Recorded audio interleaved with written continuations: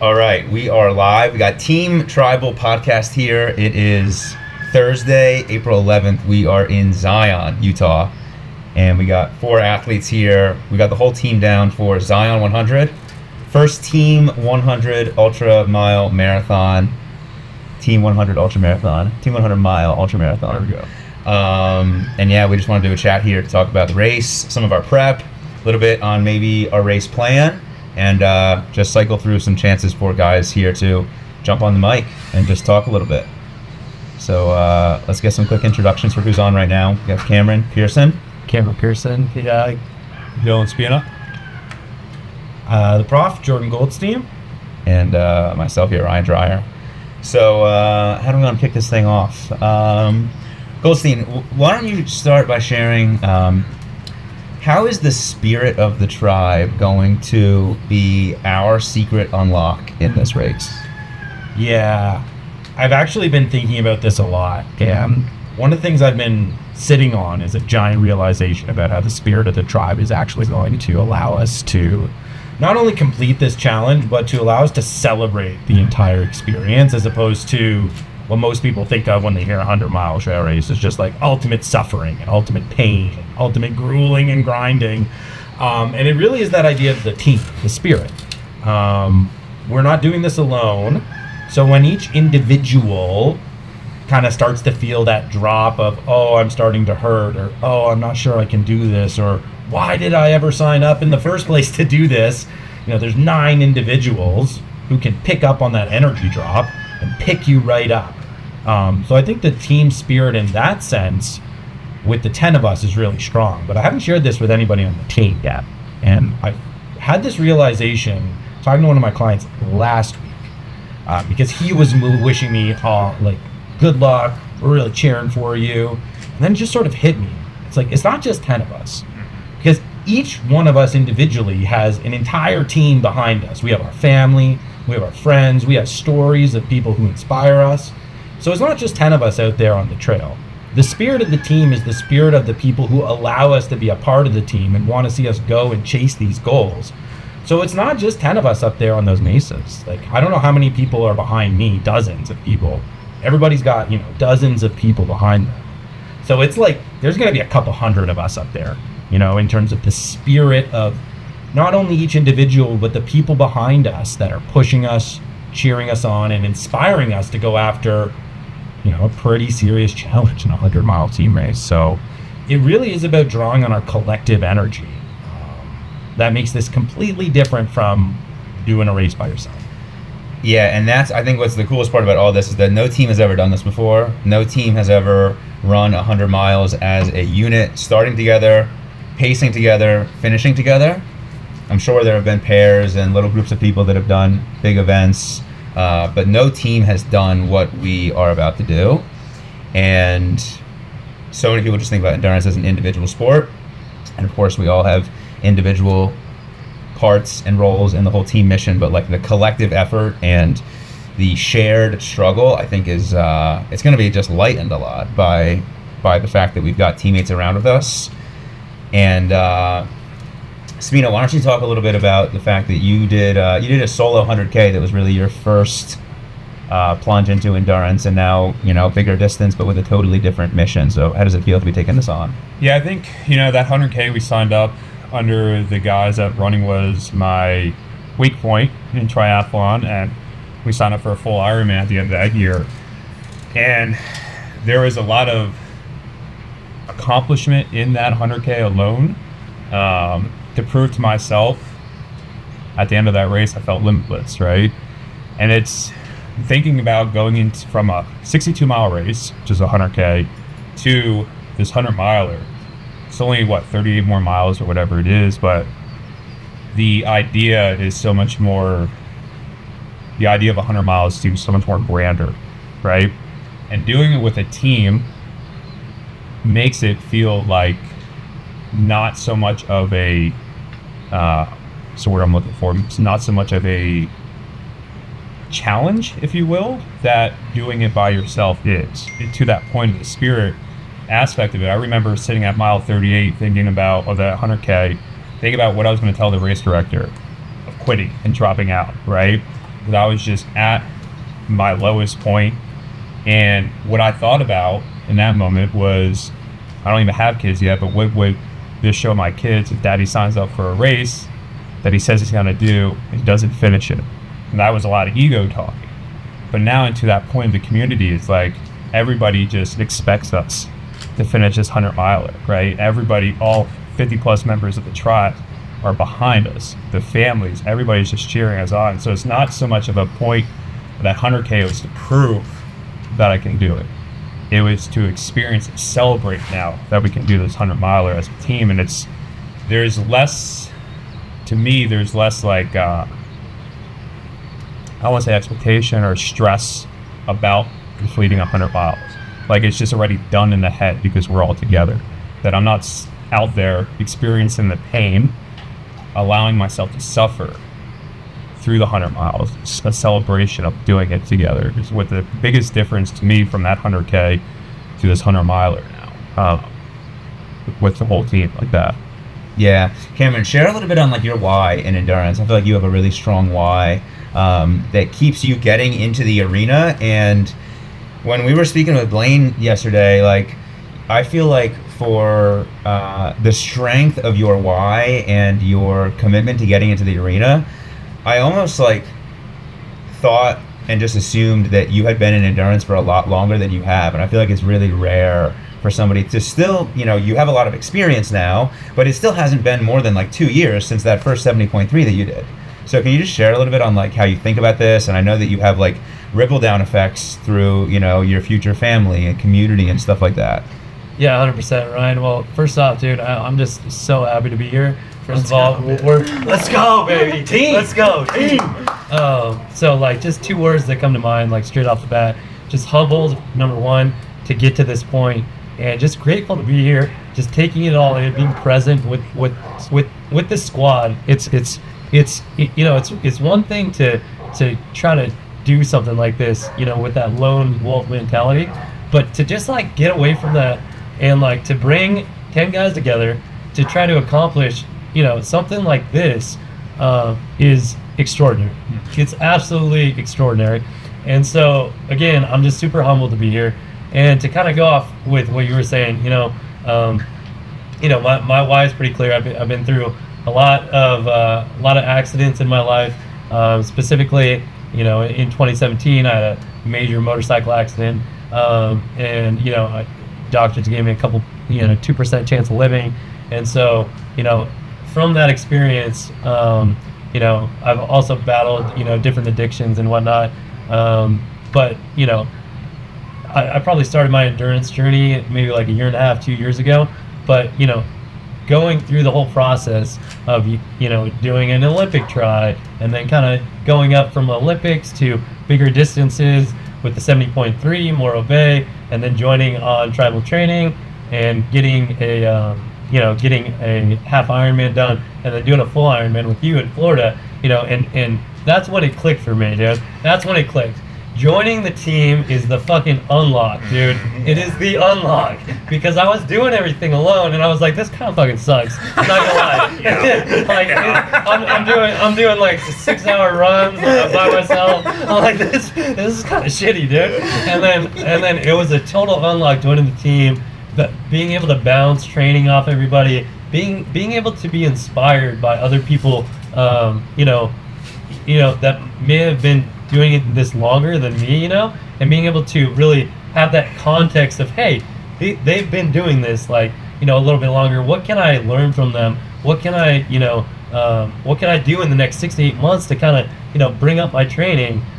So honestly, having that team mentality is so fucking huge, dude. Yes. And being here, this is the pinnacle, dude. This is the pinnacle. So like, again, super grateful. This is fucking badass. I'm so excited. Yeah, so beautiful, excited. Beautiful, man. Incredible share. I think one thing that also sticks out to me about like why I think you've had so much success and like been able to lean into this so strongly is like you have been consistent getting in the arena. Like you mentioned the Olympic, you did a 70.3, you had that first Ironman attempt before you joined the squad, then another Ironman, and then shortly after that, the 100K. Yeah. And so it's like every couple of months, you're freaking throwing yourself into the fire and learning a ton about yourself. And, no expectation that it was going to build to something like this, but then all of a sudden this opportunity pops up, and like so many of us on the squad were just like, I'm in. Yeah, 100%. Like, yeah, to go off that, I remember 6 months ago hitting you up. I was like, Ryan, I don't know, dude. I don't know if I can do this 100 miler, dude. I'm like, I gotta look at the, like, I don't know. It's freaking me out, dude. And then we got done with the Ironman Florida. Then I threw myself in the 100K, got down 65 miles with Trevor. And I was like, all right, well, now, it's all mental, dude. It's all mental. And with the team, we're unstoppable. Yeah. Hey, 200 miles, shit. No, I'm just joking. But, Dude, we probably could. I feel pretty unstoppable with this team, dude. Yeah, no, it's beautiful. And I think one thing that we were just reflecting on over the past day or two is that a lot of us are unexperienced in the 100-miler, but we are an experienced group, and we have a lot of freaking finish lines under our belt, and not even just in the Ironman or triathlon direction. Like, Louis is the solo dude who's done 200s, but 100K, 100K, 100K, 100K. I think there's Trevor did the 100K, of course, and then Libby and Jamie both knocked off 50 milers, and we have experience getting into a dark place alone and coming out on the other side, and so it's like that. There's going to be a point in this race where we're like, what the fuck did we sign up for sure, but we're going to be able to get through this and come out on the other side. And for me, it was really cool as I was just preparing to leave and packing up and had some family checking in on me. Like, I just remember when I did my first 100K, probably 3 or 4 years ago now, and so many people around me like thought I was crazy. How are you doing that? Why are you doing that? What? Are you going to be safe? Are you going to be okay? And like concern, right? And my mother-in-law gave me a call before I took off from Boulder, and like just the tone of her voice was just like, I know you're gonna do it. Yep. Yeah. I know you're gonna do it. I know all you guys are gonna do it. I just know. And to me, that's a combination of like the way that we all speak about these challenges, like the language that we use, but then also the way that we show the fuck up and get this stuff done. Absolutely. I want to highlight what Cam said there, because there's like 2 words are sticking out to me. What were those 2 words? Humility and gratitude. Like, those are such big time words when you want to talk about the spirit of the team and what it gives you. When you're on the eve of your first 100-mile race as a lone wolf, it's not gratitude and humility. Those aren't the words that are going through your mind. It's like scared, scared, scared, fear, fear, fear, anxiety, anxiety, anxiety, stress, stress, stress. So when you're part of the team, you get that, there's like that support blanket that allows you to enjoy the experience, right? To find those moments of perspective, of presence, of play, of community, of camaraderie, of joy, of fun. Big words for us on the team when it comes to our experience in these grinding, grueling events and training sessions. Because as Cam said, when you're doing it by yourself, it sucks. It's not fun. It's not play. You are getting yourself out of the present moment as many times as possible. But when you are surrounded by the team and we're focusing on those elements, it just brings this peace and this calm and this like assuredness that we're in the right place, the right time, with the right people to go do the right thing, right? And humility and gratitude, man, those are such big time words, huge words. So I needed to find that out. There's a quote that I remember I read one time. I had a friend share it, and it says, "Lonely is the man who has no one to hold his feet to the fire to remind him who he says he wants to be." And when I hear us talking about this now, it's literally just replaying in my head, because that is the truth. Like, when you're a lone wolf, no one's there to remind you who you are and what you can be. And like, that's the beauty of going at this with 10 other guys and the hundreds, 100 people that are behind us outside of this. It's like, we're not alone in this endeavor. We are who we say we are. We will accomplish what we say we're going to accomplish because of that spirit, because of those people that hold our feet to the fire to remind us. All these people right here. I think echoing like the team sentiment, just the way that we've built towards this, it's been really cool. Like, we've learned a ton, of course, from Louis' experience in his 100s, and just having like his wisdom and his mentorship throughout this process. But then also like Cam and Trevor's 100K in January, like I remember specifically like picking up that we should be using ankle gaiters because they ran in the desert, and they were like, it sucked to have freaking pebbles and dirt in our shoes the whole time. And all the nutrition information that Spina has shared and the testing that you've done, And then like seeing Jamie take down the 50-mile trail race as his qualifier, seeing Libby run the 50-mile training run as her qualifier solo on her hometown trails, and just like different things that each one of us brought to this process, and us getting on those weekly calls in probably the 8 weeks leading up to the race really just like allowed now all of us getting together here to just be like freaking homies. Like, you know, we all got into town yesterday, some of us early afternoon, some of us in the evening, and it's like we're just chopping it up, making burgers, hanging, having coffee, watching the sunrise, sharing on, you know, what we learned in the prep, laughing about some of the mistakes or fears that we had along the way, and just like getting ready to do the thing. Yeah. I think a lot of that comes down to your skill as a trainer, because we're all training for the same race, but nobody trained for the race in the same way, right? Yeah. Everything was personalized to our situations, our family life, our work life, even down to like the terrain and the climate and the places where we were going to be running. So individually, we're all confident in our ability to take on 100 miles because we've done these kind of like personalized training routes towards it. But then as a team, when you bring in all that individual confidence that we've all done the work in our own way, and we weren't all forced into this one size fits all plan that maybe we're not all showing up to the race in 100% health because somebody overran or somebody underprepared.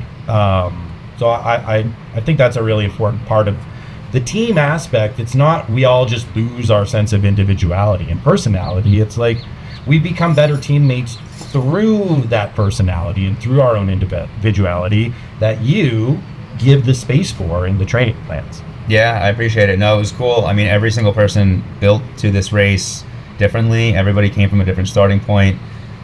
We had 2 people that needed the 50-mile qualifiers. We had 4 of us who did an Ironman in November. 2 of you guys did 100K in January. A few of you guys did 100K or 50-mile distances at Backyard Ultras in September. And so, like, I think that when I've been speaking with people on, it would be so cool to do a team race, like, a lot of people almost fantasize about the idea of, like, oh, well, we're all going to be doing the same training sessions on the same day, so I'm going to be able to see people doing this. And it's like, occasionally it works out that way. Like, occasionally I gave people a 30-mile weekend, and they all got to, you know, sort of experience that and share that in the group. But more realistically, it's like Libby got a new job where she's working night shifts and on swap shifts, so she's between nights and days. Like, Jamie's a firefighter where he was in Maui with the fires out there, then he was on the East Coast doing something, then he was in Texas doing something. Trevor's running 5 miles a day, so that's worked into his plan. The other guys came off of an Ironman, so they're in a different spot. Spina had a little bit more time, so like I built him up towards 5 hours back in November or December, and then scaled you down a little bit with some speed work, and then brought you back up. Brandon's been building his house all year, so like his training has looked totally different, but his time on feet has been massive, and he got scaled up to 5 hours or so in December before coming down a little bit into the earlier part of the season. And probably the biggest thing that like I learned through coaching everybody towards this race is just the value of everybody being in endurance for a while and having at least a 70.3 as a base. You're the only exception, but you've also been running probably longer than anybody here, maybe except for Louis. You've been running for 10 years plus. Trail running for about 10 years. But everybody else that is doing this has done at least a 70.3 with me, and we already rattled off the other finish lines. And as we like share and learn communally amongst the team, like, one of the biggest things that I learned was that we had 3 folks who signed up specifically for Zion with Tribal, and they didn't have other races that they had done with us, and it just didn't work out that they made it to race day. And not a fault of them, not a fault of me. Both parties, learned it could maybe have done things differently. But when I think about like this unit and the ability to coach everybody up, it's like, how valuable is it to work with people who have a strong base and who have been committed to this process rather than being driven by the exciting opportunity? Mm-hmm. It's like everybody here has been bought in, and now they can capitalize on the opportunity, right? Like you even doing the 100K, Cam, like right after the Ironman, it's like, you can't just go run 100K and have that be like a good experience out of nowhere. Like you gotta be built into it. But like back to the point that we said a little bit ago, like you've been into it for 18 months or 2 years. So like not crazy long, but like long. Yeah, totally. I think holding space for everybody to grow individually. I think you've done a really good job of doing that, and everybody. I think Jordan hit it on the head. Everybody's lives are so different, but being able to hold space so they can grow individually. Like me, I have my own plan. He has his own plan. Jordan has his own plan, and then we all come together for an event like this, and then make each other better together after we're already at our peak. Yeah. That's fucking crucial. Yeah. So that's what I see. That's what I'm feeling right now. So yeah. Yeah, no, it's super, super special. And I mean, everybody got big sessions done. I mean, for the majority of us, some of the races were bigger volume. 100K is 62 miles. People didn't just hit 62 miles in training. Most people scaled up to about 30 miles, 5 or 6 hours time on feet. It was really fun to get to work in big weekends. I had you do a 30-mile weekend where it was 15 in the morning on Saturday, 2 in the afternoon on Saturday, and then 10 in the morning on Sunday, and then 2 or 3 in the afternoon on Sunday. And getting just creative with that, and also just remembering that staying healthy is the most important part of all this. If you can't get to race day because you're banged up, it doesn't matter that you went out and ran 40, 50 miles in training. That didn't do you any good. You can't run a 100-mile race that's in April. You can't run it in January. And that was just a huge value of Louis sitting over there, Louis being patient in the process and being kind of that sensei that everybody got to look at as we were all building to this stuff for the first time. You really led a huge surge on just the focus on mobility, both of you guys specifically. If you want to do a 100-mile ultra, everybody thinks that you got to be running more miles. And in reality, it's no, you got to be carving out 20 minutes for mobility in the morning and in the evening, or 30 plus minutes at some point. You got to be focused on your nutrition. You can't just be blindly, accidentally fasting. If that's not part of your protocol, you're the only one I'll allow to do that. Profs get to make their own rules. But yeah, man. I mean, we had a good lesson come out of Brandon's training experience where it's the big sessions don't beat the fundamentals, and it doesn't matter if you can run 5 hours in training if you're not dialed in on that smaller shit. That's where the cracks come through, and that's where the race falls apart. And it's between the combination of, I think, the team atmosphere and the team commitment and the team belief and collective energy, paired with the fact that we have all been working on the smaller stuff in this build, very intentionally. Yeah. And it goes to the whole notion that in the tribe, we want to focus on process over goals, right? We have goals, we have signposts, we have races, we have objectives that we want to hit, but they're couched within a larger framework of a process of how we want to live, who we want to become, and what we want to model out to the people in our lives that we want to lead and guide. And the fact that the 10 people who are doing the race have all done races, they're all in process. This is not going to be the final race of our careers inside of the tribe, right? It's almost like a launching pad. That's the importance of the process. So it's not only the 100 miles, right? It's where does the 100 miles get me to? Who do I get to become while training for the 100 miles? And what do I get to achieve? And how do I transcend myself once I complete the 100 miles, just as Cam said, with other people that are bringing the best of me when I'm already at my best. And it's really important that we are on the eve of a giant goal, but the goal itself is not the reason why we're doing it, right? It's about a larger process of becoming that I think is fueling the people that are going to go 10 for 10 off this race. I think just being process driven is also how this even came to be. That's how we were able to have 10 athletes and now pacers, jump on this chance, right?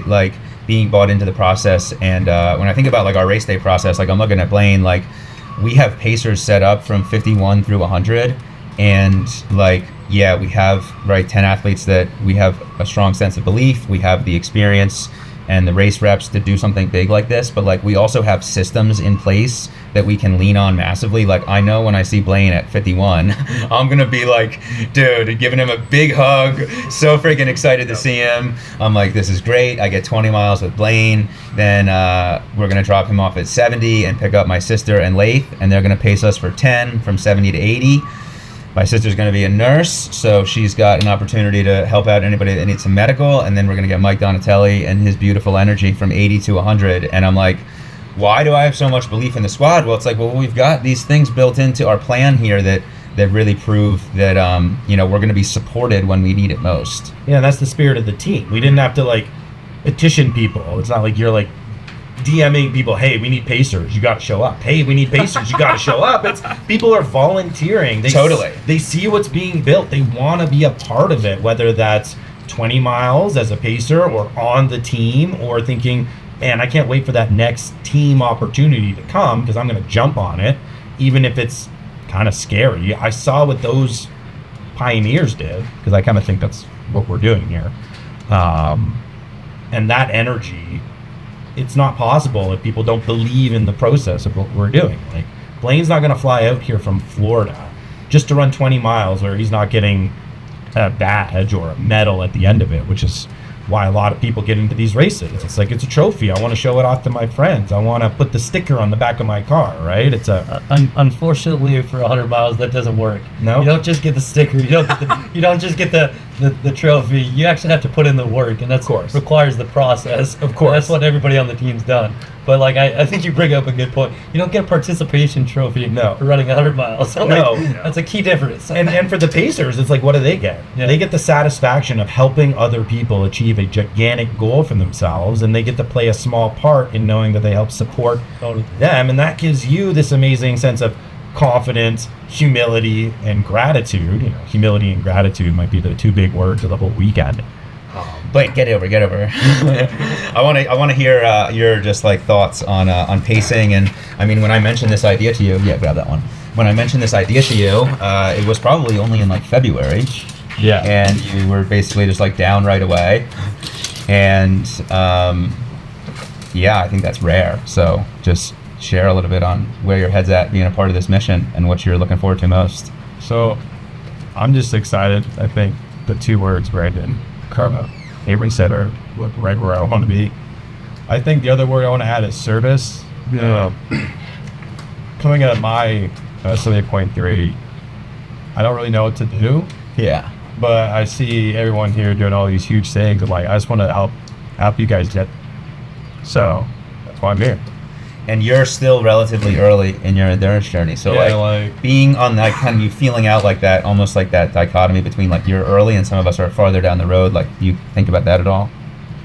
A little bit. I mean, I've been in sports for a long time, so I don't really think too much like that anymore. I just know I'll get there. Yeah. I was happy to be this early and be a part of a team that's been killing. Like, half the team here has done Iron 8. We have Louis at 200s. He's about to do a third.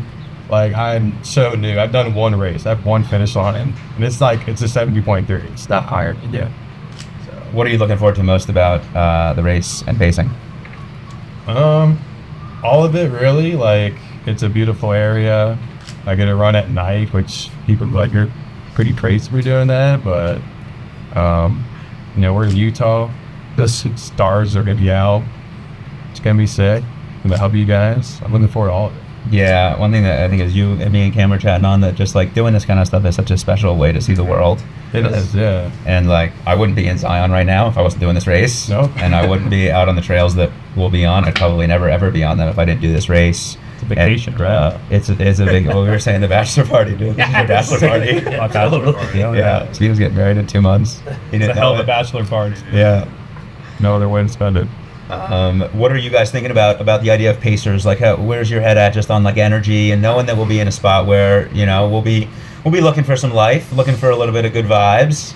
Yeah, I know mile 50, I'm going to be hurting a little bit, so seeing Blaine is going to give me a huge boost of energy. And then I think we have pacers the rest of the time, right? The last 50? Yep. So that's going to be a tremendous help. Yeah, 100%.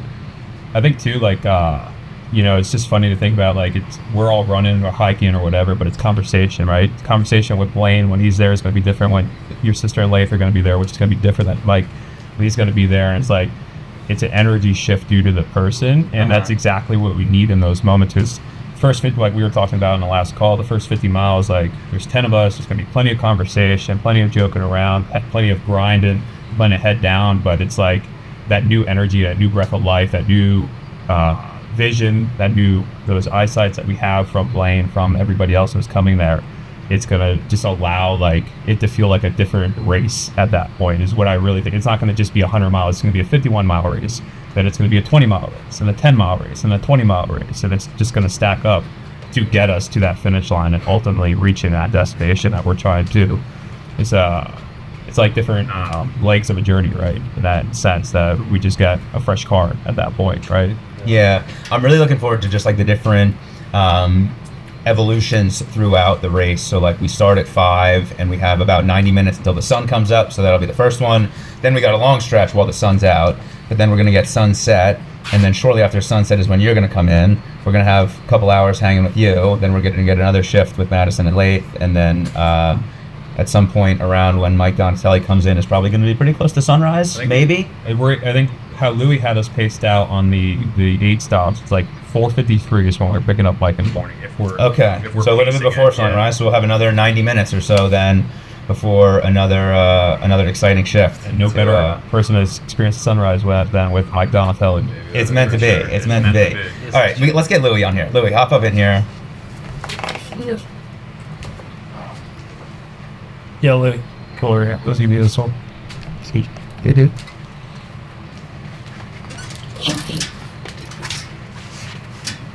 I didn't expect to be in. That's why we're putting you on. Okay, Louis. So Louis, first athlete that started tribal training. Let's give you some love for that. That was a 50-mile ultra 2.5 years ago now. Coming up on 3 years. Yeah, I sent a DM to Ryan. I had been following and communicating with you for a little while, but we did a 4x4x48 all as a group. Well, I was kind of on the outside of that. That's right. We communicated a little bit, and then I was coming up on a 50-miler, and I had this pain in my foot that wouldn't go away, and it was getting worse the closer I was to the start date. So I checked in with Ryan and said, hey, this is the situation I have. Think he can help me get to the start line of this 50-miler and get through it. And that's where it started. I got to just share on that. So that honestly shifted the course of all of our lives. We would not be here if not for that DM. So thank you for that, dude. Thank you.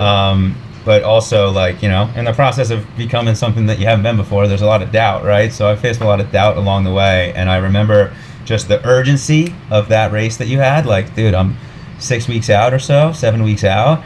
It was just like, the urgency removed all opportunity for doubt. It was just like, okay, this is what you got to do. These are the couple of things we got to focus on, and we don't have time to worry about being scared and doubtful. So it was divine timing that we crossed paths like that and came into each other's lives. And since then, I mean, you've done 200 milers now. You did your first one incredibly well, and then ripped off the second one basically 2 hours faster. Right. A year later.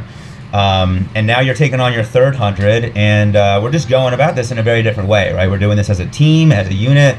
We are not looking to push the pace quite in the way that you had for your individual efforts. So, you know, we've all leaned on your wisdom and your experience through this, but can you share a little bit on just like what it's been like to be kind of the sensei, you know, the one with the most experience in a way, and then doing this together with a couple of teammates that are first timers? Yeah, so I mean, we all, Jordan and I just had this conversation earlier that we all lean on each other for experience, and my experience just happens to be a little bit different than everybody else's, but everybody's contribution is just as important. So the team aspect is a huge part of this individual sport. I really I feel like the success that I had with the second ultra marathon, the second 100-mile ultra marathon that I ran was almost 100% due to my team supporting me, right? So we had, I remember having a low spot around miles 60 or 70, and then getting a video of 5 or 6 of my teammates crushing through a 50K. Yeah, and it just changed 50K. It just changed my whole attitude and brought life right back into that race. And as I was feeling during that race, as I was feeling my personal energy dropping, I watched the energy from my team and everything changed, and that just pumped me right back up. And my goal for that 100-miler was 24 hours, and Ryan and I had a really strict pacing strategy for that to break us right into 24 hours. And what happened was I got that video from the crew that was running that 50K, and it made me want to do my best. And that 24 hours, I was on pace for it, but I had enough energy and I decided to try to push it down under 23 hours. That we crushed that race, but that was all from the support that I get from my team. And That's beautiful, dude. I think the one thing that stuck out to me about that one, that was where we had the mantra of being the light and the dark, right? yes, So share on that, because I think that so many people think about just, you got to run more, you got to run more, you got to run more, you got to have a strong mindset. But how is that, that mantra, like how did that show up for you? And like how did that shift the way that you just worked through that race? So Ryan was very clear with me before that race started that my job was to bring the light. He said, your job is to bring the light. You will cross a lot of people that are in a dark spot, and you need to bring light to the situation and to the race and to those people who are suffering. So that was my thought the whole time. Now I run with a card in my pack, and I pull the card out every once in a while when I'm feeling down, and here's the message from Ryan: you are the light. So I try to convey a positive energy, a ruthlessly positive energy to everybody throughout the whole day. And what that did was force me to keep my energy positive. And so I never really sank into the dark hole that I watched others sink into. And that's why it was such a great race. And we will do that for each other on this race. I have a few things that we're going to talk about before we even get started on this race that are really, really important to bring in that kind of light. You want to talk about it right now? Give us a tease. Yeah. So in the room that I'm in, there's a sign on the wall that said something about doubt causing more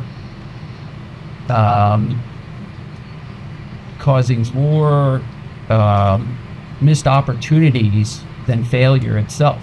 Mm-hmm. So, there is no doubt that this crew of 10 can push through 100 miles. There is no doubt about it. Trust me, I've been there. I know my teammates. I know what it takes to get there.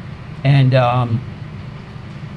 we do not want any doubt to crush our dreams here. So, and to crush our goals. So let's get the doubt out of the way right now. And when those feelings come up occasionally, just gently push them out of the way, and we ruthlessly stay positive. That was definitely one of the things that stuck out on like maybe 2 or 3 team calls when you mentioned that two or three team calls ago, where you said that you have towed the line with people who have had doubt. Yes. And you have seen that just erode their ability to keep going. And yeah, it gets to the point where I could be early in a race with somebody, and just from a short conversation, I know. just some of the language. Yep. So obvious, probably. Yeah, exactly. And I hope I'm gonna do this. what's that? Like someone saying, just like I hope I can do this. Yeah, I don't know if I can do it. Like just like Right. you need conviction. Right. You have to be fully committed, and you have to get rid of any doubt. So. Yeah, I think that's one thing that's just dope about the team is that everybody here is just so committed. Like, I mean, obviously we're here in person, but it's just like we're in the team house. Everybody's here on Wednesday. I gotta get back in here. Yeah. Here, Yeah, Jordan, here. Just This idea of the spirit of the team and being the life. yeah. Let's go. So, sound check, okay? Love that idea of being the light, because that's what we were experiencing on that 50K. Like, every time we came into the aid station, smiles up, energy high, like high-fiving the volunteers. Our job is to bring up the energy. That's what the team does. And there's a couple team calls ago, you were asking people about visualizations. Like, what visualizations are you seeing? Like, what's playing out in your mind? And the thing that's standing out in my mind, and I fully expect this to be realized, we're not just going to be able to like pick up ourselves in the low moments. We're going to see those lone wolves out there, especially in the dark, especially when it gets cold. We're going to see people on the side of the trail, head in their hands. Like, I don't know if I can do this. Why did I sign up? Like, how am I ever going to get to the end? And then all of a sudden, they're going to see this 10-person caravan, well, 11 or 12-person caravan with all the lights coming through. And we are going to pick those people up. And we are going to get them to where they need to go. And we're going to remove the doubt from those people as well. Like, we're going to bring the light to everybody on that course, literally and figuratively. And that's the beautiful thing about the team spirit. You see it you feel it in the group chat. You see it when we go on the team races, and even when members are on their individual like races, we are bringing up the positive energy in a space where people just think negativity, doom, and like grind rule the day. And I think that's ultimately what the spirit of the team does. It gives us that gratitude, humility, joy, fun, and enjoyment of every part of the experience. I just had a massive unlock in my mind. Massive unlock. So I was at the Grateful Dead concert in Boulder this past summer. And it was my first time ever it was Dead & Co show. First time ever at a Dead & Co show. I'm like, I like Grateful Dead music, but I don't really know what the deal is with it. I don't really get it. And then I really like John Mayer, so I really want to go to this and let's just see what it's like. And I remember just sitting in the stands and the mountains are the backdrop and I just see everybody and this sea of people and just this energy.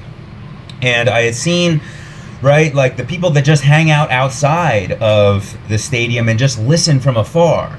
And I had seen Shakedown Street, where people are just following the Grateful Dead around and they're just like selling things and making their lives totally surrounded around the Grateful Dead. And I see this and I'm like, dude, this is what is going on with tribal training, where we're just creating this energy and this movement where it's like, in some sense, a little bit of a rebellion, right? Like everybody in the world wants the modern man to conform, obey, right? Stay in line, be predictable, and everything that we're doing is be undefinable, be unpredictable, chase experience, chase opportunity.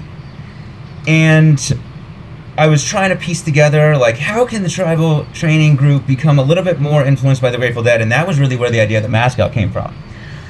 But to me, what you just said about picking up other people, so I'm visualizing the Grateful Dead going around the country and people are just following them, going show to show to show. And now all of a sudden when you just said that, I'm like, dude, we're going to be going through this race and people are going to pick up with us and they're not going to want to leave. 1000%. They're not going to want to leave. Exactly it. We're going to infect the race with our spirit, with the team spirit. And the Zion 100, it's a pretty famous ultra, right? So we're really going to make our name for ourselves by being that light in the darkness, right? Because why else would you want to do 100 miles if not to enjoy what you're doing? At least that's why I'm doing it. Like, I'm not interested in just suffering for the sake of suffering. So I can say, hey, guess what? I went out and suffered. You can do that, like, in a whole bunch of different ways.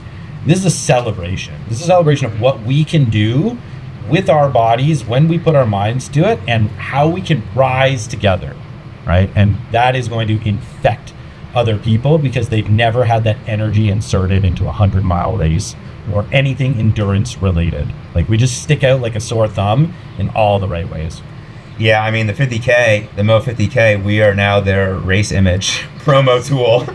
The photo of us ripping around a bend. And then we went back to the backyard, which was run by the same guy, and TJ's like, oh, you guys, we love you guys. Thank goodness, right? There's going to be hype around my race now. So glad you guys are here, right? Like, I got the video of me, like, crushing the final lap to do the 100K, and TJ, the race director, he's just waiting right there for me with the big high fives because he's so excited because we're the light. Like, we're the light. And it's all, we all just have different roles in like this shared mission. Like, TJ is part of the mission, right? Of like doing these big things and getting the most out of yourself and surrounding yourself with people who like to live that way.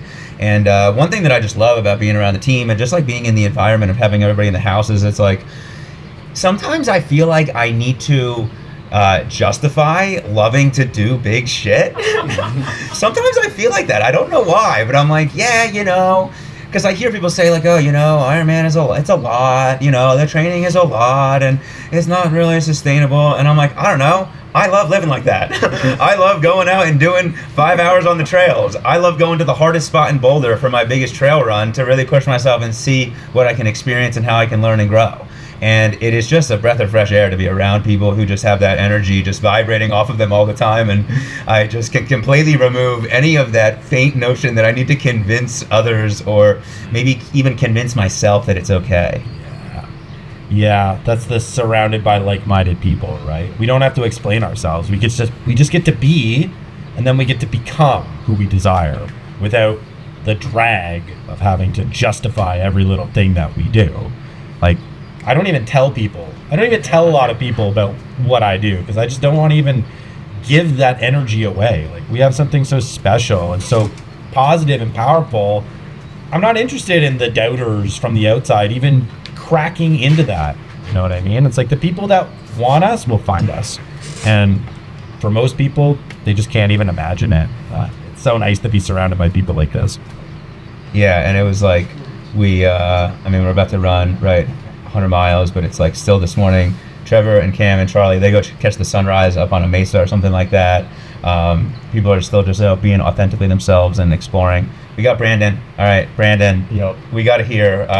We just got to hear a little bit about how you're feeling about the race, how your prep was. You're the only guy on the team that's been building a house in the middle of 100-mile training prep.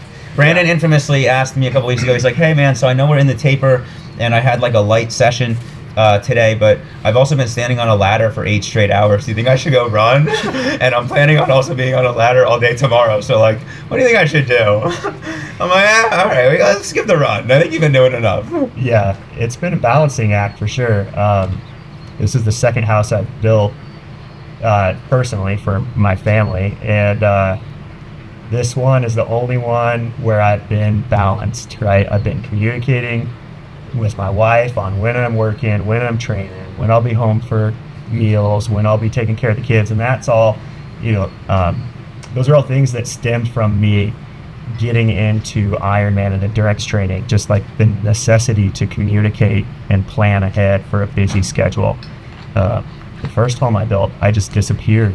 We had a newborn at home, and it was like a dark time. I was just gone, always. I would come home exhausted, and I remember telling her one time, like, I know you need some emotional support from me, but I have nothing to give you. And I just rolled over and went to sleep. And that was probably like the lowest point with being a husband. And I've just been able to learn so many things through this endurance journey, like how to be a better spouse, how to communicate my needs and my requirements that I have to do as a provider, and be able to balance those with my family life and just like really live a holistic lifestyle, right? It's going slower for sure. My house is going slower, but my family is great. My training is going well.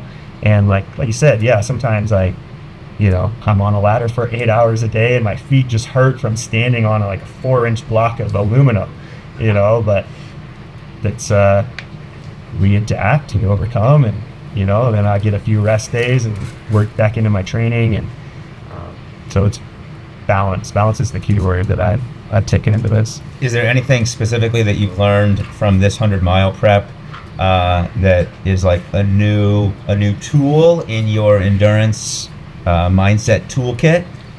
I've certainly prioritized my cool downs. Attaboy. Yeah. And then also understanding that more is not always more. I was just running myself ragged there for a while, and like I was even communicating with you some injuries that were coming up, and you said, well, hey, go back and look at your training, see if anything comes out, stands out to you. And I was just doing more every single training session. Like not a ton more, but a couple extra miles. I was pushing it, just thinking that I needed to like, shove mileage down my throat, and that wasn't the case. Like allowing myself to go do those big efforts and then let my body heal and recover just set me up so much better just to go do it again, rather than constantly living in like a state of like semi-recovered, semi-stressed. It was impressive that you noticed that actually when I had you look back at your plan, because I was kind of just saying like, hey, if you go look back at like, I'm curious if anything will stick out to him, and it was impressive, and that was a sign. Brandon's an assistant coach on the squad. You have a handful of athletes that you're guiding towards 70.3s and Ironmans at the moment, and so to me that was a reflection of like you evolving in real time as both an athlete and a coach, and then also like you then got to shift your focus to some smaller stuff, some of the more foundational stuff that ultimately gave you the confidence that you were looking for in like the more idea. Yeah, totally. I love that analogy that you threw at me of just like, seeing these planes just having issues, right? The doors are falling off, the panels are coming loose, and it's like, yeah, you remember like the big things, you remember how to fly, but you forgot to tighten the bolts, you forgot the little things. And so just being able to step back and really like dial in my nutrition, dial in my making sure I'm on top of it with fueling and hydration and my day-to-day just meal prep really is like the biggest takeaway that I took. Meal prep is very important for your process. Yeah, because I'm gone all day. I leave the house and I'm gone working, and I'm either at my office or at my house, and like to try and like go buy a nutritious meal in the middle of the day is tough, especially when you live in like a smaller town where there's not like a Whole Foods or a Sprouts or something. Like the best I could do was like Chipotle.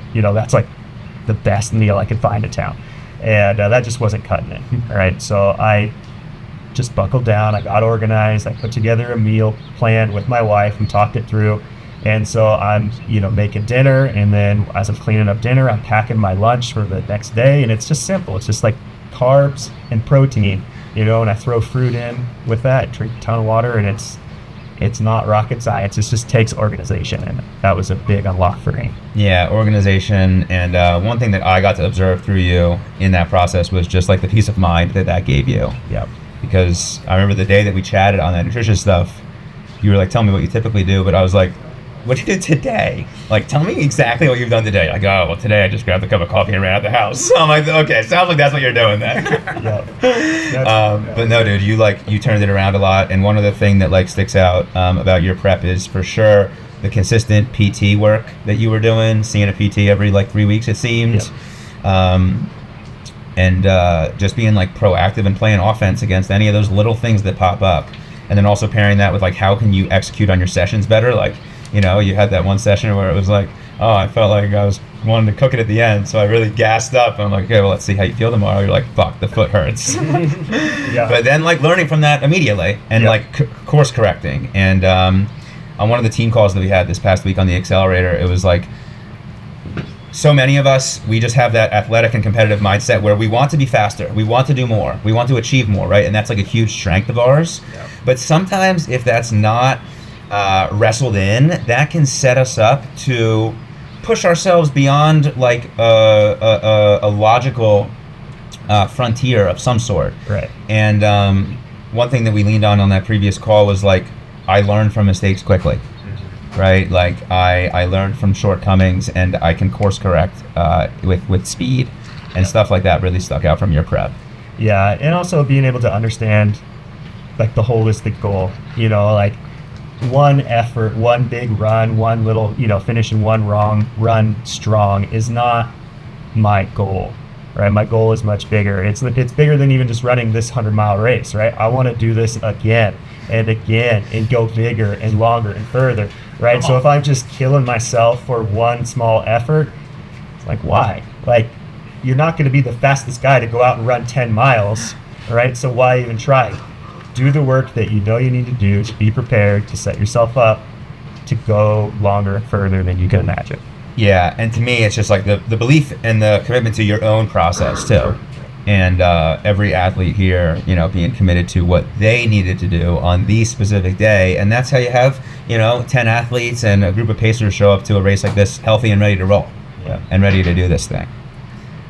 There's the accountability of the additional responsibility you have for your teammates to show up prepared, right? Yes. It's like, well, if I'm the lone wolf and I show up and I blow out, okay, like that's not great, but I'm only really letting myself down. If you show up to the 100-mile team race and 9 other people are counting on you and you're dragging everybody down, that's a much worse feeling than if you just blow up on your own because you were a little bit arrogant or you had too much hubris, right? Yeah, and I mean, we talk about facing our fears, and that's like the biggest fear of like not being able to complete this race, being like, oh yeah, Tribal went 9 for 10, and I was the one, right?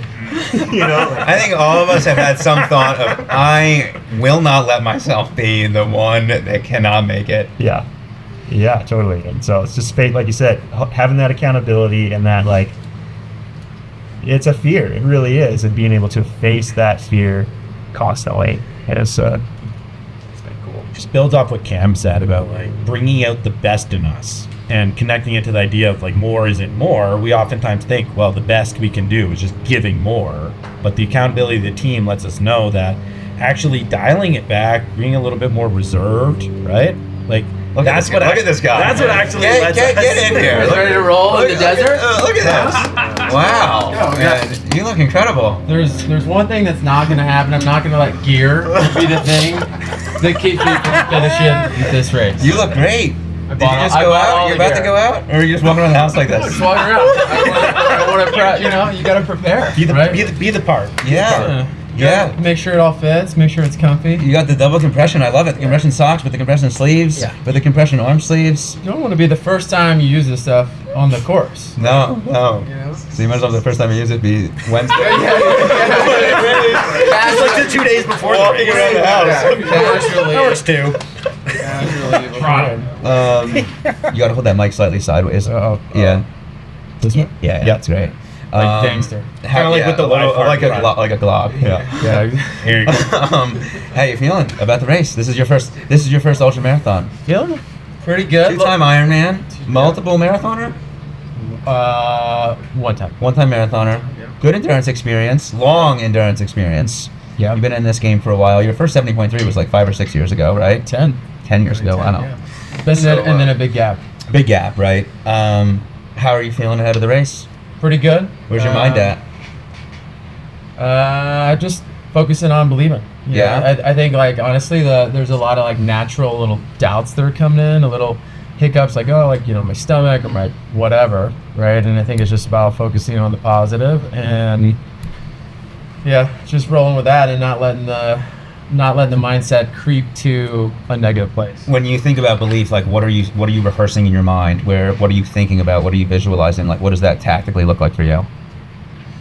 Yeah, I mean, I think definitely, yeah, that visualization of like crossing the finish line, but also just the idea of like adaptation that we talk about all the time. I mean, I really can't get away from that adapt and overcome. I mean, it's just at the bedrock of like everything, because it's just like, okay, like shit, this is gonna happen, or hey, like, you know, I might run out of. It's like, all right, we'll figure it out. Like we'll, you know, I'll have I'll start thinking about backup plans. Okay, well, like I'll adapt to this, or if the water thing fucking breaks or something, you know, I'll just make sure to fill out. Yeah, exactly. I have two hoses or whatever, you know, like.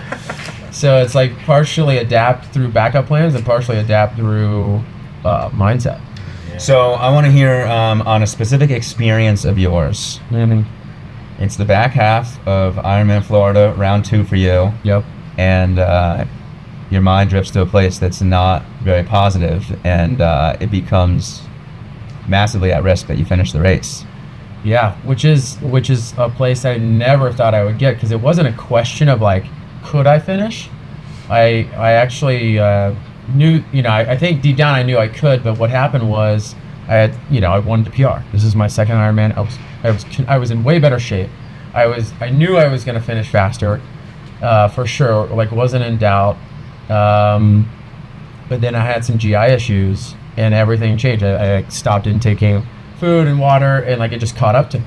You know, like I think when I got off the bike, I stopped properly hydrating and eating and whatever. And so about around my like 10 or something, 10, 13, I was just in like significant pain.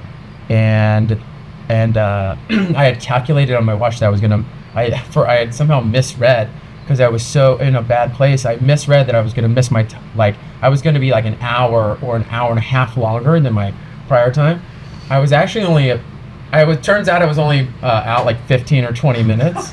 But like that put me in such a bad state that I went from like, you know, hey, I'm going to finish to like, fuck this, like I'm done.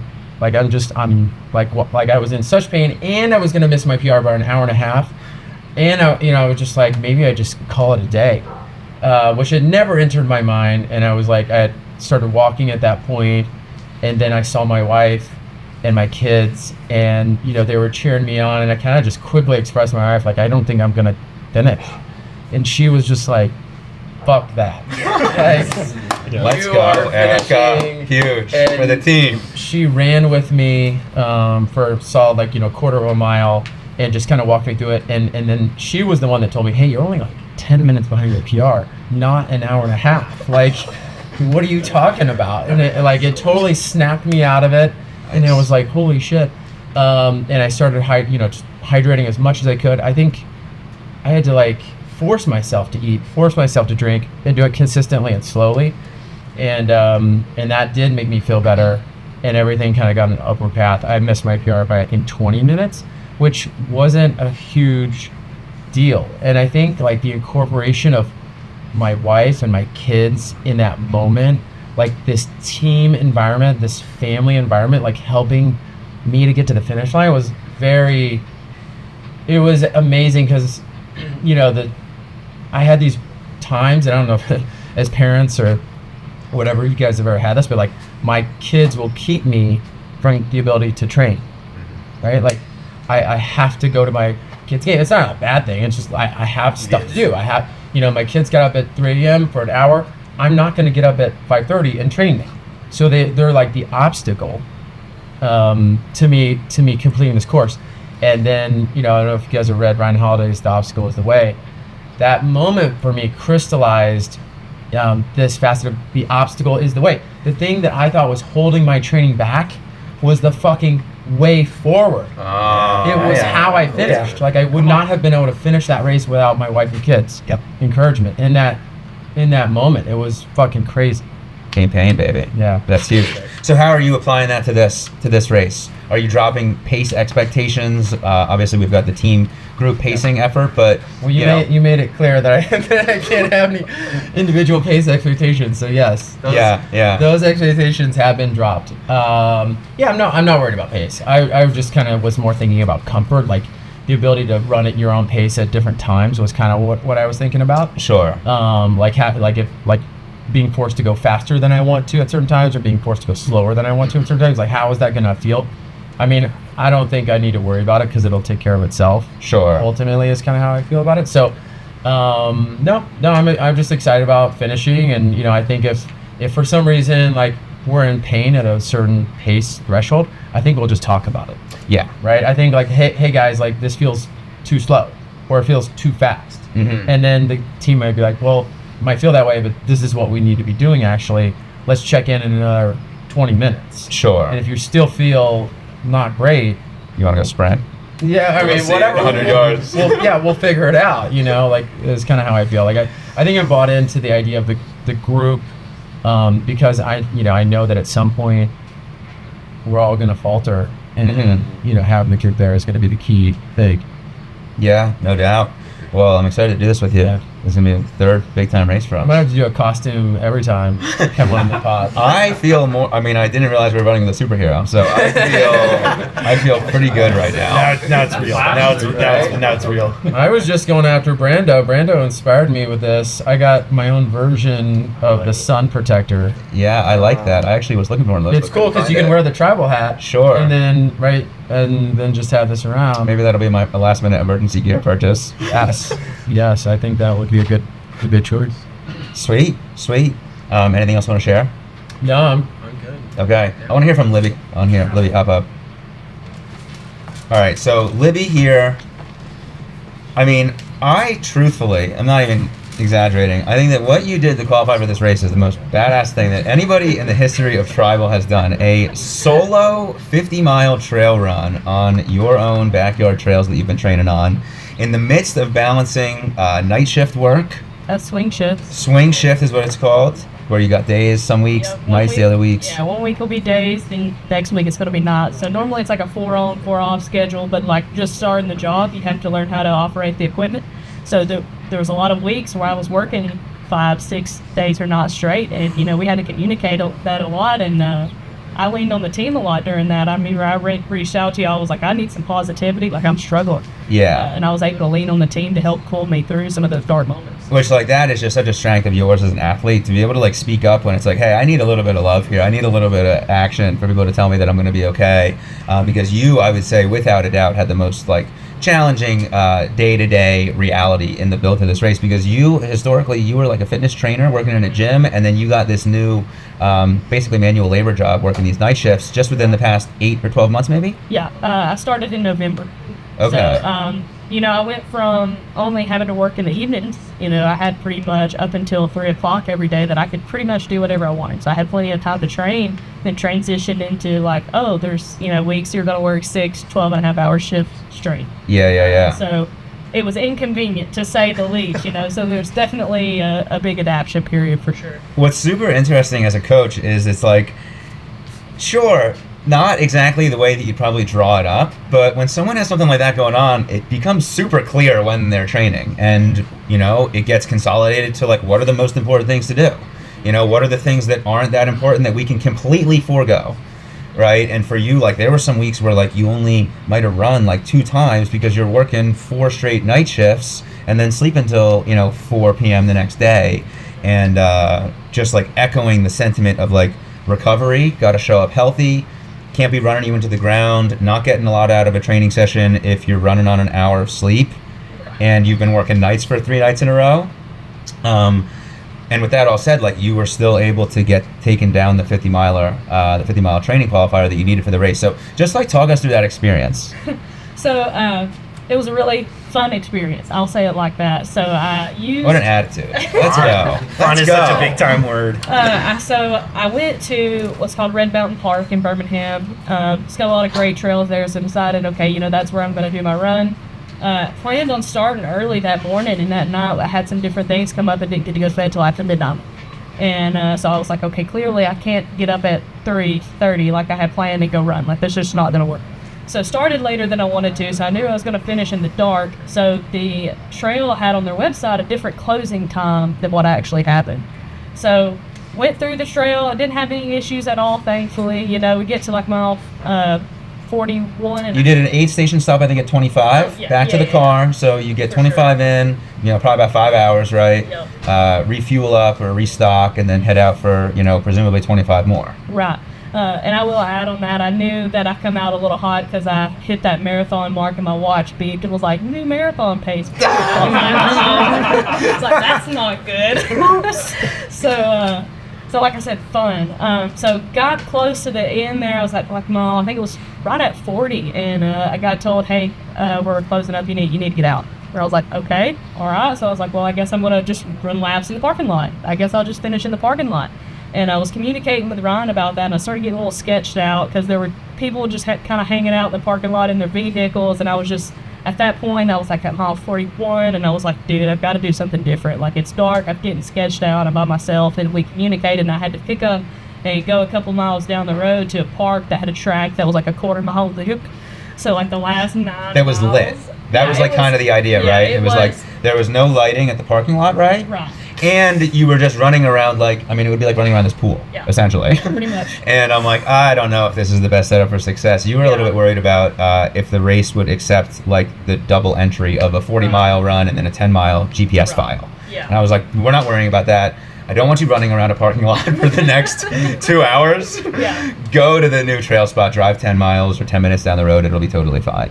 Right. So ended up doing that, and it was well lit, and we finished it out there. And that last 9 miles was definitely the toughest part of the race because it's dark, it's cold. I've been by myself all day, so like I'm really looking forward to be able to lean on the team. Like if somebody does have those dark moments, like you have the team's energy around you. That positive energy that you can lean on to really help bring yourself up. Yeah. Well, I know that I was just like inspired as hell by seeing you do that. I was like, holy shit, Livy just like knocked that out like we're going to be able to lean on her a lot in this race when we need it, because no one has done something like that before. I think that Louis might have hit 40 miles in some of his big ones, maybe over 40. I don't know if you ever hit 50 on just a solo training run. 40 most, yeah. But that was the embodiment of adapt and overcome. You're 40 miles into what you need to be a 50 miler, and the conditions shake up. And hey, there's some external thing that changed, right? Like the time that this park is open and closed, that shifted. That does not need to change my own commitment to this mission. We'll just slightly deviate the plan. Also, kudos to you, like hopping in the car, sitting down, driving for a couple of minutes, getting back out to just go casually start your 8th or 9th hour of running, 10th hour of running.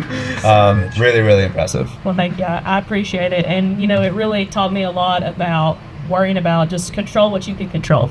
Yeah. I couldn't control that sketchy people were hanging out in the parking lot and I got scared. Yeah. I couldn't control that, the time actually closed differently, so just being able to worry about what I can worry about, I've been able to apply that to other areas of my life, and it was definitely a big takeaway for it. Yeah, is that like the most applicable thing that you think you're carrying from that experience to this race? Yeah, I believe so. Yeah, being able to control the controllables and worry about what you can worry about. If you have to do a long run and it's cold and it's raining, okay, well, I can't control that. I'm still going to go crush these long runs. Yeah. And to me, I also, one thing that I saw through you that in that experience was getting creative with like what is within your control. It is within your control to go drive 10 minutes away to another park. Like not everybody's going to think of that. Yep. If you're going to be trapped up on, oh shit, the freaking park ranger did this, and the freaking thing was all wrong, and the website was all wrong, and then there's all these people here, and there's not any lights, and it's like you're not seeing that, okay, well, you take a few minutes and just drive to that new spot and like be totally good to keep going. So kudos to you. I'm excited to race with you. I'm close. Yeah. You did a great job, honestly, balancing night shift work, swing shift work, and having just like belief in the process is one thing that's also stuck out with you a lot. Yeah, and I appreciate it because I've been able to lean on you a lot. Like initially, I'm like, I've only done a 70.3. I was like, Ryan actually asked me to be a part of this group, and I don't even know if everybody knows this yet. You're a professional football player. Yeah, I did play. Like within the past year. So you were training for a 70.3. You're like, hey, by the way, I saw this ad on Instagram for this women's pro football league. I decided to show up to the tryout, and I actually made the team. So can that work with our training? And I'm like, sure. We made it work with a lot of different things. And unfortunately, I haven't been able to pursue that this year due to the new job, working a lot of weekends.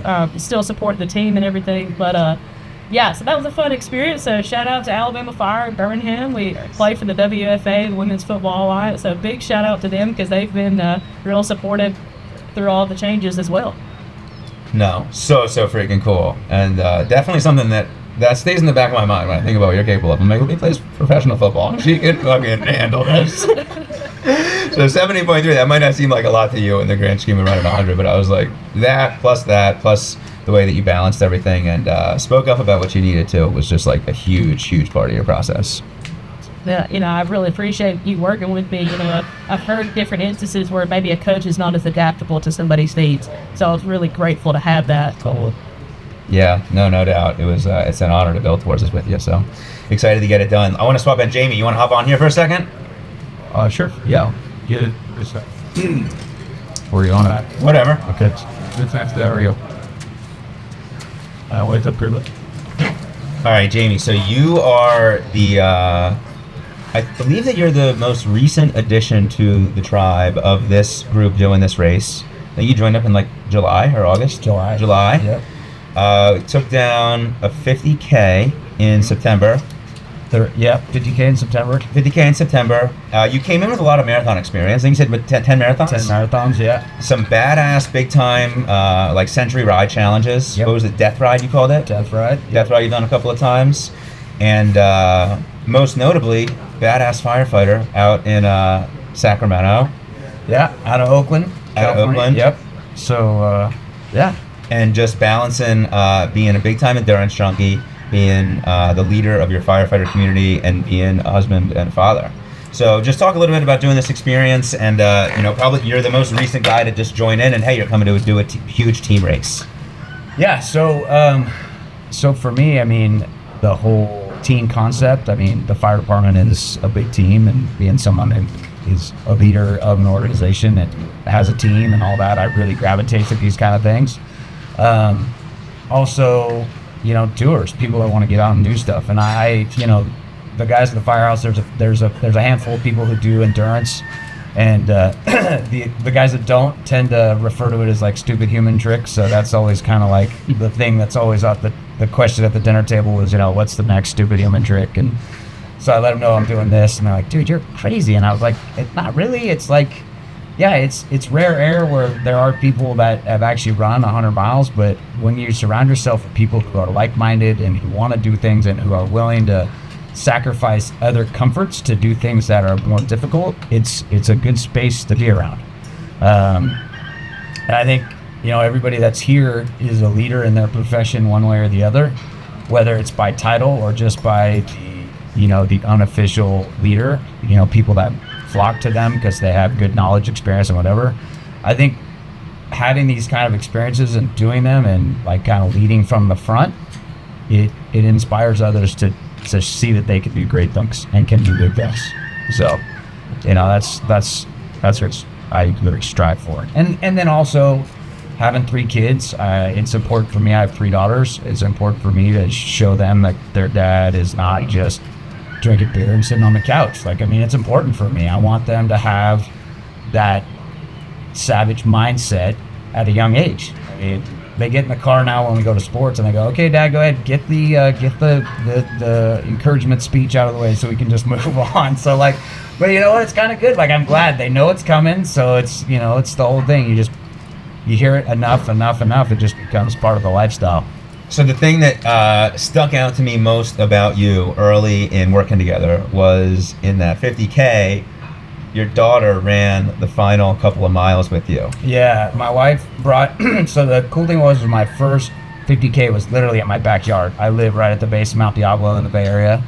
And so I walked from my house to the starting line and started, and then took off, and the heat was, they were tracking me, and the heat was unexpected. It popped up to like 90 plus degrees, and it wasn't supposed to be that hot. So they were tracking me, and they could tell like my last couple miles I was hurt because my times were starting to increase. So they met me about 2 miles up from the finish line, and I was cramping and it was bad. And so we were walking and kind of running. I was doing, you know, a 6-2, like, okay, I'm gonna run and walk around. And I met him and I saw him, and it was my wife and my oldest daughter, and I was like, all right, let's go. She's like, let's go, Dad. We've done this a bunch of times. Let's go. And it's like, we just hammered down and we did the last 2, and like my wife caught a video of it, and it's like her and I are like lockstep. It's like, you can hear the feet, and it's like just right. And it, you know, and then she peeled off and I got to cross, and you know, it was a good experience for her. Like, she got to see it, and I finished, and she got to help me get there, which is good for her. And, you know, and my younger daughters too, they all supported it. And see, you know, I ran one of my training runs. I missed because I was in the firehouse, and it was Christmas Eve, and I was like, I got up at 5 a.m. at Vail Christmas Eve to run 5 hours, and told them, I said, I'll be back by 10. And, you know, I came back in, and they're like, you're nuts. And I was like, yeah, but if you're dedicated to something and you want to do it, the sacrifice is worth it. And those are just all, you know, it's just little tiny wins and little life lessons that you give them when you can. Yeah, one thing that I really took from your daughter running with you at the end is like, a lot of times when I think about like when Jack will eventually see me cross finish lines and stuff like that, it's like, it's one thing to see like the accomplishment, but it's another thing to see like the process and then like the struggle. And they see you doing the training all the time, right? They know that's what you do. But then also to see you in, you know, mile 28, 29, 30 of a 50K where it's like, shit, you know, you're hurting. Oh yeah, and they saw me come home and like lock up to the point like where I cramped up, where it felt like my quads were like being ripped off the bone, where I'm like on the floor like in pain, where it's like hot compressed towels on my, you know, and I'm like pounding magnesium and just trying to do whatever I can to like, get myself. But then the whole thing for them to go, wait, you're gonna do that again? Like, you know, but longer, you know. And I did the 50 mile, you know, just at the end of February, and they're like, how'd you do? I was like, I stuck to my plan, I fueled, I hydrated, it was better. So like they saw that I had a hard one, and then I retooled my training, got on the right stuff, did the necessary prep to get there, and then executed it, and it went well. And so, you know, they that was great for them to see that as well. Yeah, that's beautiful. Let's swap in here with Kevin. What are you most looking forward to about the race? So, I've never been to Zion, and I've just seen so many of the pictures and the views, and watched, some of the YouTubes in the past, and just the, being out with nature and just kind of experiencing it all and taking it all in, and just, and then ultimately, finishing and accomplishing the goal. I think a lot of things you always talk about was, you got to put something on the calendar. You can talk about it, but if you don't put it on the calendar, it's not going to happen. So putting this on the calendar and being like, all right, let's go, and training up to it, getting there, and then now being here and being in the house with everybody, and just all of it. I had never met Josh before, but we met in the airport when it clicked up right away. I figured you guys hit it off. Good pairing. And it's been great, man, and it's been awesome. It's like an old friend. Yeah. It's been really cool. And I heard you guys were holding hands at dinner. Yeah, we were holding hands, double dating at Olive Garden. But yeah, it's just the whole, and then the way we're doing this, right? Like the whole 10 in, 10 out. Let's go. That's how it goes. We're not afraid of the goal. It's one team, one goal, one mission. Let's do it. And it's gonna be. I'm feeling great. I'm feeling shitty. All right. Well, then we all gotta equal each other out, which is awesome. It's just that whole way of doing it and approaching it, because like what Brandon said, like no one's winning this thing, on Saturday. It's like 16 hours is like the PR or whatever for a man, or something. It's like no one's doing that, but let's do this as a team and a group and bring everybody across, and the goals and what will be gained by everyone is going to be like tenfold just by we're all doing it together. Yeah, I'm excited to. I think that everybody's going to have their frame broken on what they're capable of, both when they give support to others and then willingly receive support from others. Yeah. And I'm excited, dude, because you have a lot of unique endurance experience, and you've got a lot of unique leadership experience. And so when I think about being out there and who's someone I might be leaning on intentionally at a certain point, your name definitely comes to mind. Well, I appreciate that. But, and it's fun because I always like to see people when they get tired, because that's one thing, when I think later when we sit down and talk, like that's when you have to have grace for each other as a team, is like, because you're going to have people who maybe aren't used to being up at 3-4 in the morning. That's just not their gig. They're just not used to doing that. And that's where you'll make a comment or you talk and someone might be short or whatever. People are always just in weird spaces, right? And it's like the thing that Louis said, like, be the light. Like, you gotta see that, and it's one of those things where it's like, hey, that person's in this place, well, let's pick them up, surround them with light, and that light would bring them up, and that's fun. It's a good thing. Yeah, that's beautiful. You paired with Libby were the two that needed the 50-mile qualifier, so you did it as a race that was near your hometown. What are the unlocks from that race or the learnings from that race that you're applying to this one? So one of the biggest things I learned from was, like, when you're feeling good, like take advantage of it. You know what I mean? Like when you're feeling right on, because it comes in waves. I think as we've all done this, like your stomach will get kind of jacked up for a few miles and everything will kind of feel really, really hard. And then you'll kind of have this wave of like clarity and you're like, okay, let's take advantage of that. Like, and I think tomorrow or when we do this, it's like, hey, if everybody's feeling good, we're just moving and grooving. And then, hey, when, a couple of us feel down or whatever, then we ratchet back, but then we'll all get back to that spot where we all feel sweet again and we'll just move. And, but the one thing I did see was the elevation will, it'll catch people. I mean, this is 10,500 feet of climbing. I mean, it's a lot, and you got to pace yourself, and don't take the terrain for granted. I think that's one of the things I saw a lot of the videos. Like, we hit a section of pavement that leads up to a high bluff. Some of the people are like, oh, people just see the pavement, they just want to take off, and then it's like the pavement just totally. People underestimated it, and then all of a sudden you're just hurting, hands on knees walking up. It's like, you got to respect the terrain, respect the distance, and just that's really. That's like halfway, isn't that like 50 or 60 miles in? Yeah, Like that? yeah. So, and it's just listening to yourself and listening to your body, and just, that was the biggest thing. Was really just trying to Not like force. Not force things, not force it. Like, okay, so right now, my heart rate's jacked up. Well, how come? Okay, so, and it's going through the troubleshooting. Okay, is it water? Is it fuel? Is it this? Is it that? And just kind of running through your mental checklist and getting back to the right spot and then pushing through.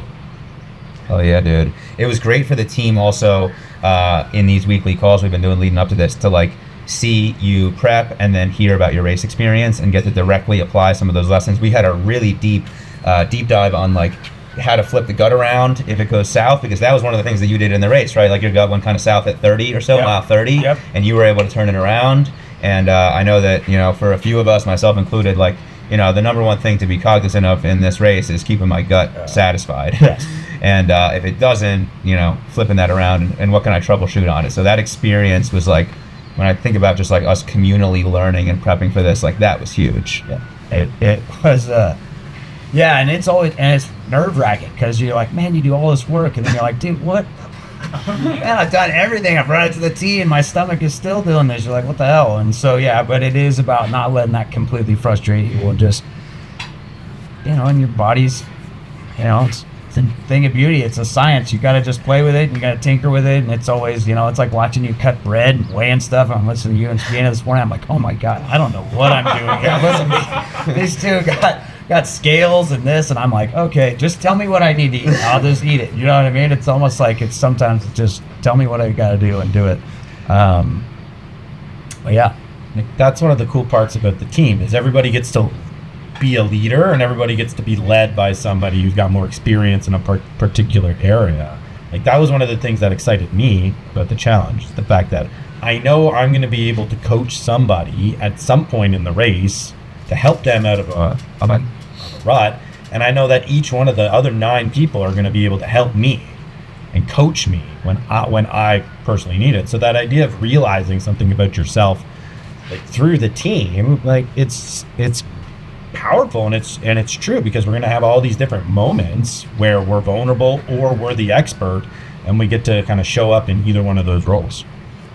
One thing that easily sticks out about your training is that you have been committed to the bike, which I love. We've been keeping you healthy. You've been spinning and staying good about the 90-minute rides, the bricks when you're in the fire station, or even getting the treadmill runs in. It's been impressive to see you stay committed to this. yeah. Well, the bike was a big unlock for me. Like, Let's go. I mean, that was Clip that, baby. that was one of the things, man. With you, you know, when I started working with you, is you're like, hey, man, like. The bike work is a tenfold gain, like, because I had done a bunch of, you know, marathons and stuff, and I was probably a lot of people that get into this is like, well, if I want to get ready, I just got to grind more. I just got to beat the pavement more. I was pounding myself and then pounding my knees, my back, my hips, and all this, and you're like, dude, just get on the bike. Get on the bike and do 90 on the bike and just grind, and you will see the endurance come. And I try not to miss, because I do see the benefits of getting on the bike and grinding. Beautiful, dude. Well, I'm excited to race with you, man. Thanks for being part of this. That'd be awesome. All right, Trevor, you're on the other end of the spectrum. You're in the middle of running 5 miles a day. I gotta trace it back though to when you joined the team, because you probably have the most upward trajectory in anybody in the history of Tribal. So it was February of 2023, 14 months ago that you joined. You had a buddy I was training towards Happy Valley 70.3, and that was the initial goal. Yes. Happy Valley 70.3. Yep. And I'll let you run through the list of what you done since then. I mean, we've done everything from like 5K, 5 mile. Now we did a 50. I guess bigger events. Bro, don't bury the lead. Like, let's just work backwards. The 2 biggest things you've done are the 2 most recent things you've done. The full Ironman and the 100K, I guess. 50 mile as well. Come on. 24-hour stair climb. There you go. Penn State 70.3. There you go. Like a couple Olympic and sprint tries and A couple marathons sprinkled in yeah, too. a couple marathons sprinkled in. Sprinkled in. Sprinkle on top. Sprinkled in. Can of corn. And I think that your biggest strength, without a doubt, is your mindset and just like your gratitude for being able to do this stuff. So can you just I don't even know if all these guys know that and know about your story. Can you share a little bit? Yeah. So I mean, like, I guess I would say, I was like 5 years ago. I lost like 120 pounds. Like I was very overweight, like 300 pounds, and like got pretty sick with pneumonia and like got intubated. Like my leg got messed up from it. Like found out I had a herniated disc and like needed back surgery and like couldn't really walk that well. And then eventually just like started slowly running, and that's like just what I fell in love with, and I've just continued on with it ever since. And so like I was just a casual runner, and then I decided like push myself to do a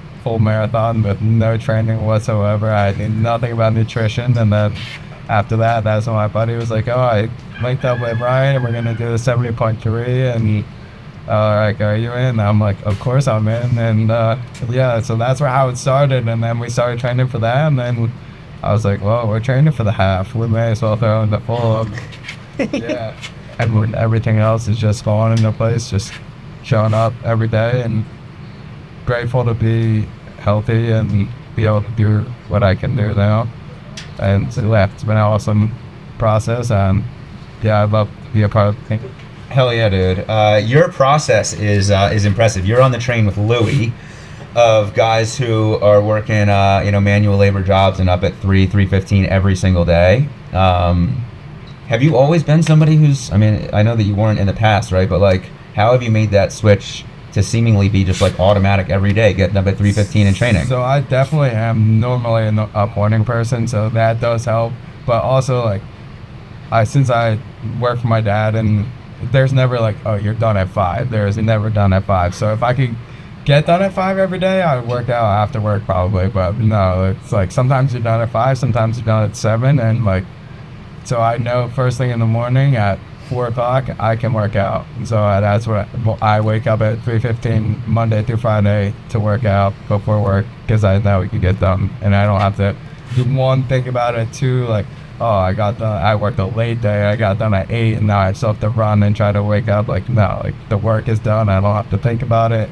That's what I want to spend my time on, like, so I know that's how I start my morning. And yeah, I don't mind working a lot, but I need some time to focus on myself and be the best person I can be, to show up to be the best worker I can be. So that's how.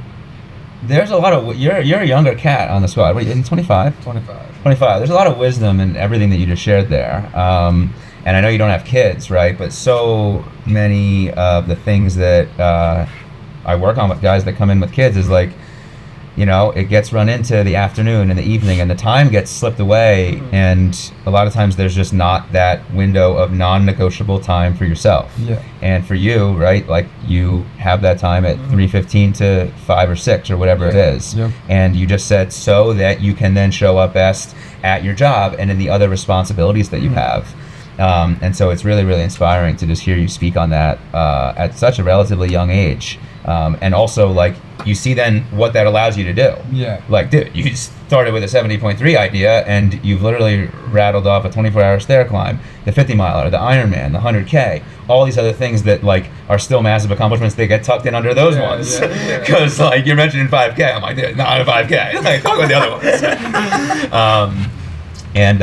And you seem like you're really in a groove on being committed to a process that challenges you, but that fuels you to keep the process spiraling upward.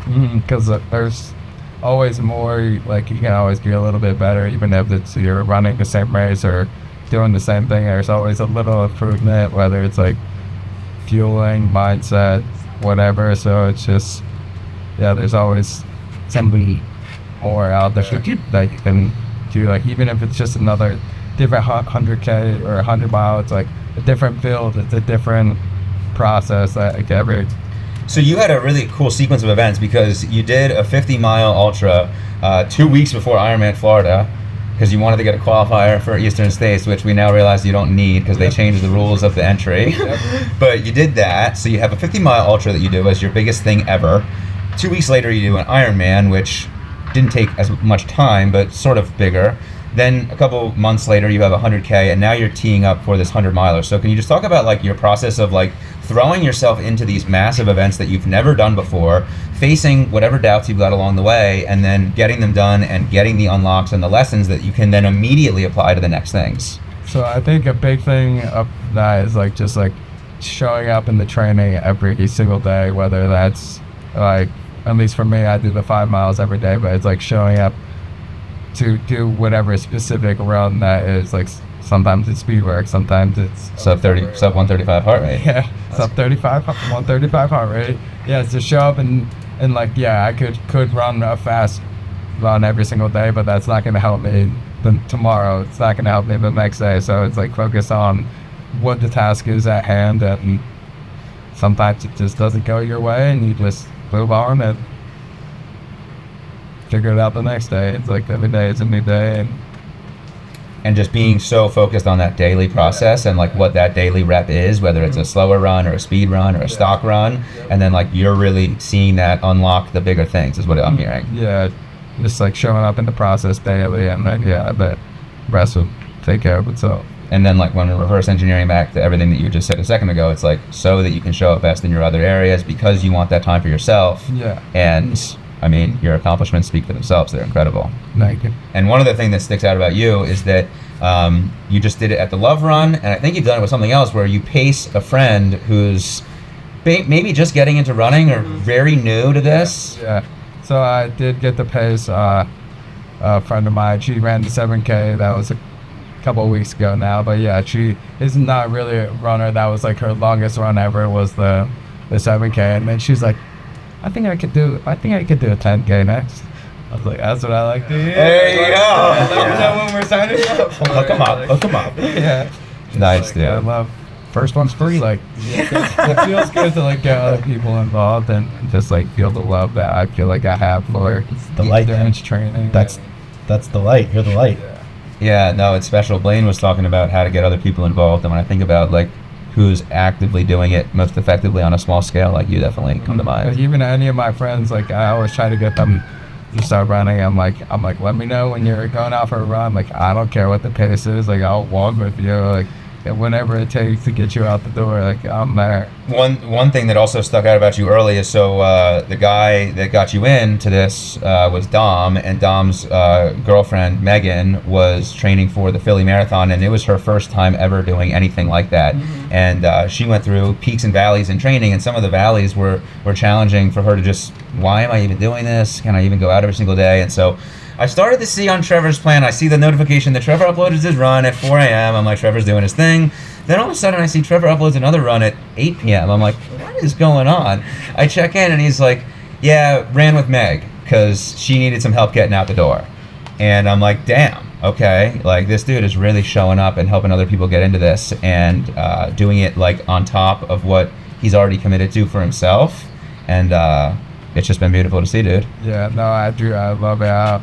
I mean, like, yeah, we have this race coming up, but I also signed myself to pace another friend for her first 100 in 2 weeks, so that should be interesting. In classic Trevor fashion, I found out about that in the kitchen in a side comment. I'm like, why did I just hear her? And then me and Louis have briefly talked about pacing him for one of his races in July as well, so. Well, I've sprinkled it out there, but the two of you guys, I mean, the tribal Northeast cohort with some real anchors on races and team events and community runs, you know, you are the two guys that I'm thinking of most for when that ever takes off. So I'm glad to hear that there's already talk about some We're holding it pacing. down up there. Yeah, no, you guys are for sure. Cool. We are. That's perfect timing. I think we got everybody on here. Thanks so much for everybody hopping on. Love the team. Let's go. We're running 100 miles in 2 days. Let's get it.